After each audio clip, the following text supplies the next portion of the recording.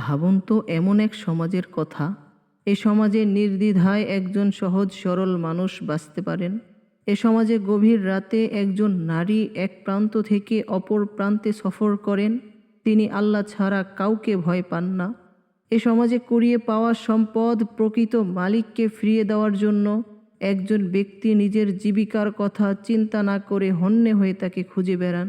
এ সমাজে বিক্রেতা ক্রেতার সাথে ধোঁকাবাজি করে না, কম দামের পণ্য বেশি দামে বিক্রি করে না। এ সমাজে ব্যবসা প্রতিষ্ঠান খোলা রেখে মানুষ নামাজে যায়, চুরির ভয় করে না। এ সমাজে মানুষ রাতে দরজা খোলা রেখে ঘুমাতেও ভয় করে না। এ সমাজে দুর্নীতি নেই, অন্যায়ভাবে খুন নেই, ধর্ষণ নেই, অন্যায় নেই, আছে ন্যায় বিচার। এ সমাজে আইন পালন করতে শাসক নিজের সন্তানকে মৃত্যুদণ্ড দেন। এ সমাজের শাসক জনগণের টাকায় কেনা একটা কুপিও আল্লাহর ভয়ে নিজের কাজে ব্যবহার করেন না। এ সমাজে মানুষে মানুষে রেষারেষি নেই, নেই দ্বন্দ্ব সংঘাত, পরস্পরে আছে ভালোবাসা। এ সমাজটা কি রূপকথার গল্পের মতো লাগে? গল্পের মতো মনে হলেও এ সমাজের অস্তিত্ব দিনের আলোর মতোই সত্য।